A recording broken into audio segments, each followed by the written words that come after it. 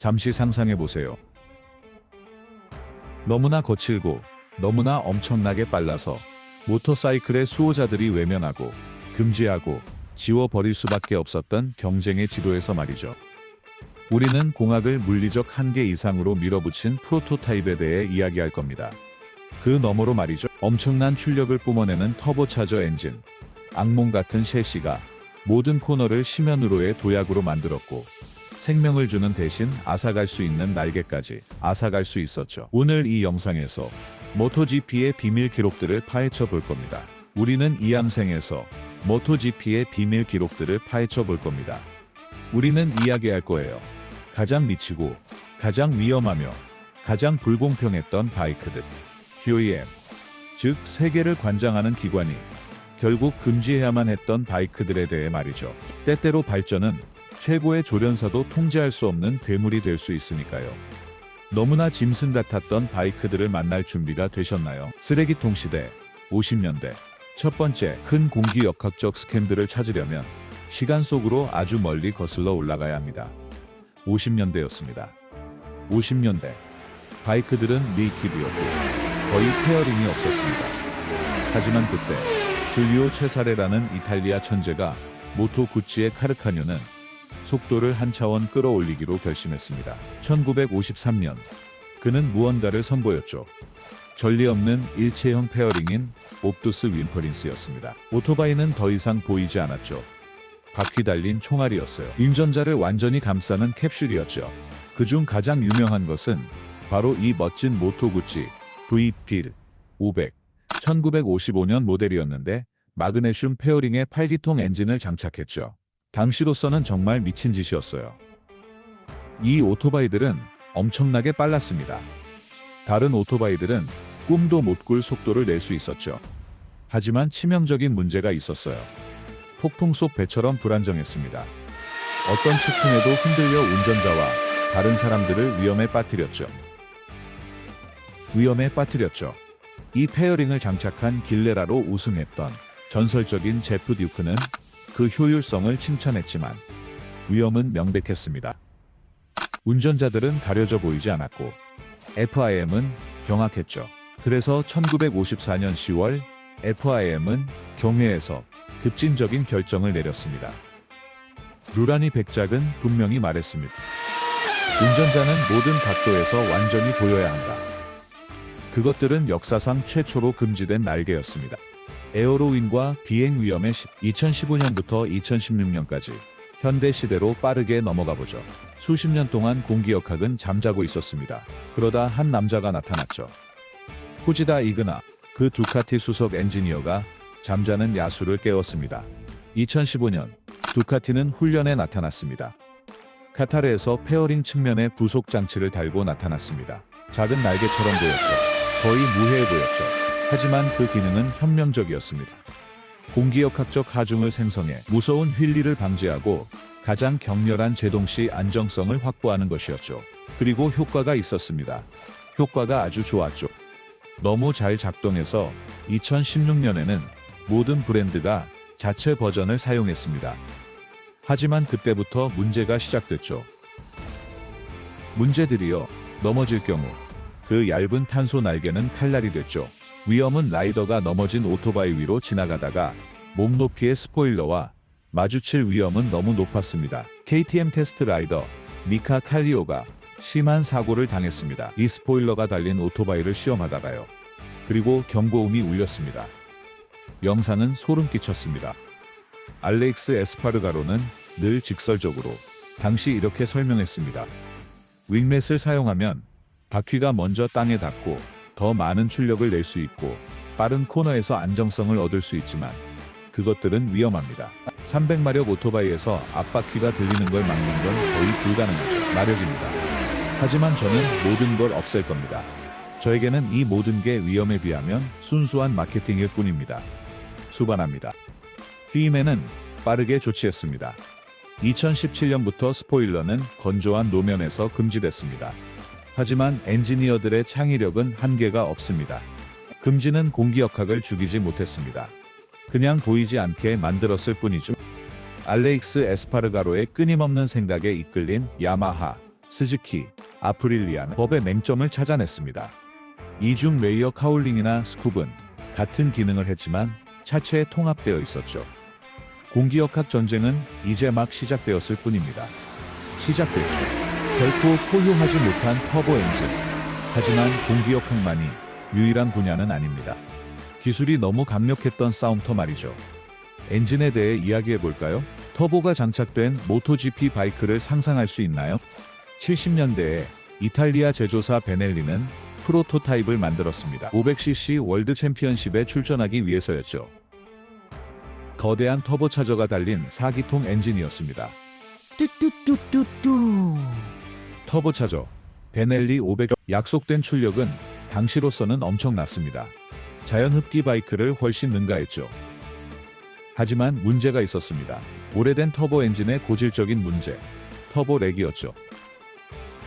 출력이 한 번에 나오지 않고 스로틀을 열면 처음엔 아무 반응이 없다가 갑자기 엄청난 충격이 와서 순식간에 넘어질 수도 있었습니다. 통제 불능이었죠. FIM은 위험성과 터보 엔진의 군비 경쟁으로 인한 추가 비용, 그리고 라이더들의 안전을 보호하기 위해 오늘날까지 이어지는 규칙을 도입했습니다. 과급 엔진, 즉 터보와 슈퍼차저는 모토GP에서 금지됩니다. 베넬리 터보는 매우 흥미로운, 만약 존재하지 않았던 시대의 화석이라면 어땠을까요? 이행정 엔진과 그 배기가스 금지, 그리고 금지에 대해 이야기할 때 가장 큰 변화를 언급하지 않을 수 없죠. e스포츠의 낭만주의자들에게는 고통스러운 변화였죠. 많은 팬들을 울게 만들었던 그들이 마지막으로 기계를 껐을 때 수십 년 동안 엔진의 굉음은 이행정 엔진의 굉음은 월드컵의 사운드 트랙이었죠. 그 날카롭고 꿰뚫는 듯하며 거의 고통스러운 소리는 관중석에서 가슴을 꿰뚫는 듯했죠. 혼다의 NSR 500, 야마하의 YZR 500, 그리고 진정한 검투사 같았던 라이더들 믹 두한, 웨인 레이니, 케빈 슈완츠, 알렉스 크리비에, 슈완츠, 알렉스 크리비에. 가벼운 오토바이였고 엄청난 출력과 폭발적인 동력 전달을 가졌죠. 하지만 또한 극도로 위험했습니다. 출력은 선형적이지 않았고 전부 아니면 전무였죠. 그래서 항상 엉덩이를 시트 밖으로 빼고 운전해야 했고 몸을 비틀며 그 아스팔트 매 순간마다 미친 말을 다루는 것 같았죠. 한계까지 운전하는 것은 눈을 가린 채 호랑이를 길들이는 것과 같았습니다. 눈을 가린 채, 게다가 가장 큰 문제는 트랙 밖에서 왔습니다. 그 엔진들은 매우 오염물질을 많이 배출했습니다. 연소 과정에서 오일을 직접 태웠고 그 푸르스름한 연기를 내뿜었죠. 너무나 특징적인 환경에 대한 인식이 점점 높아지는 세상에서 용납될 수 없게 되었습니다. 세계 3회 챔피언 웨인 레이니는 한 번은 모못을 섞어 요약했습니다. 향수와 거친 매력, 예측 불가능한 바이크였죠. 생명을 주기도 같은 코너에서 앗아가기도 했죠. 같은 코너에서. 하지만 세팅이 딱 맞으면 세상에 그 어떤 것도 피할 수 없었죠. 헬멧 속에서 미소 지었죠. 헬멧 속에서.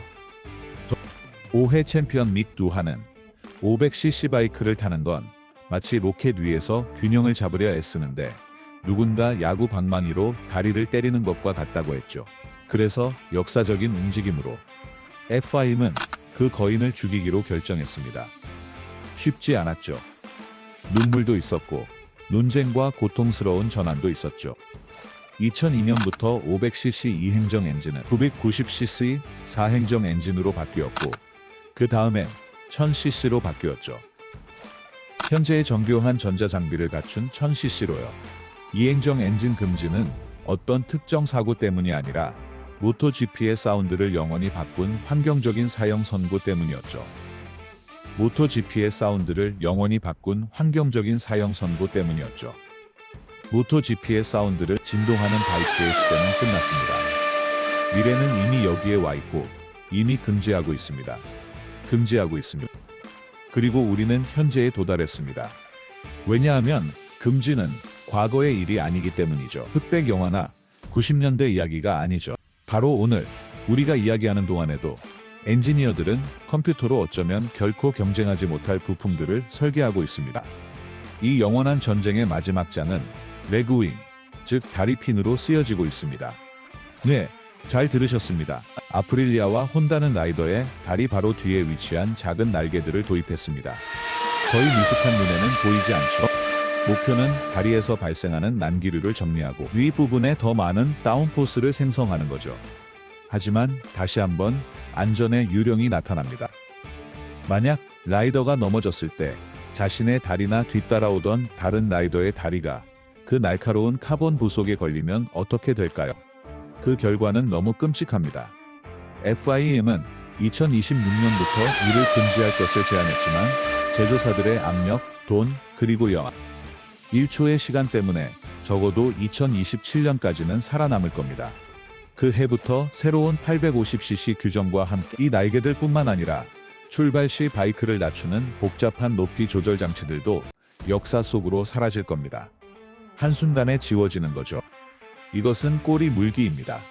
더 빨리 가기 위한 기술이 발전할수록 스포츠가 러시안 룰렛이 되지 않도록 규정은 더 엄격해집니다. 이것은 창의성과 두려움 사이의 끝없는 춤입니다. 속도의 대가죠. 그리고 이렇게 모토GP의 역사는 유령들로 가득합니다. 너무 지나쳤던 바이크들, 너무 빨랐던, 너무 미쳤던, 너무 위험했던 50년대의 라이더들을 마치 인간 어뢰처럼 숨겼던 더스윈부터 21세기에 살을 찢을 듯 위협했던 카본 날개까지 제어 불가능했던 터보 엔진들, 환경을 오염시켰던 굉음의 이행정 엔진들을 거쳐 공기역학적 윙넷과 라이더 다리 옆에 달린 최신 윙넷까지요. 모든 금지 조치는 이 스포츠에서 한계는 아스팔트나 스톱워치, 라이더의 용기만으로 정해지는 게 아니라는 걸요. 두려움도 한계를 정하죠. 폭주하는 기술이 영광스러운 쇼를 생방송 비극으로 만들까봐 하는 두려움 말이죠. 하지만 그렇다고 해서 엔지니어들을 멈추게 할 수는 없습니다. 그들은 계속 꿈꾸고 설계하고 미래의 오토바이를 만들면서 항상 다음 돌파구를 찾을 겁니다. 그리고 우리 팬들은 계속 지켜보면서 눈을 크게 뜨고 궁금해할 겁니다. 다음번에는 어떤 괴물을 가둬야 할지 말이죠. 경쟁이 있는 한 태양에 너무 가까이 날아가려는 사람이 있을 테니까요. 그리고 땅에서 그를 붙잡아 타지 않게 해야 할 사람도 있을 겁니다. 모토GP 기술의 어두운 면으로 떠나는 이 여행이 마음에 드셨다면 좋아요를 누르고 공유하고 구독해주세요. 오토바이 세계의 더 많은 비밀을 놓치지 않으려면요. 여러분은 어떤 금지된 오토바이가 돌아와야 한다고 생각하시나요? 500cc 이행정이나 베넬리 터보를 타볼 용기가 있으신가요? 댓글로 알려주세요. 시청해주셔서 감사합니다. 다음 영상에서 만나요.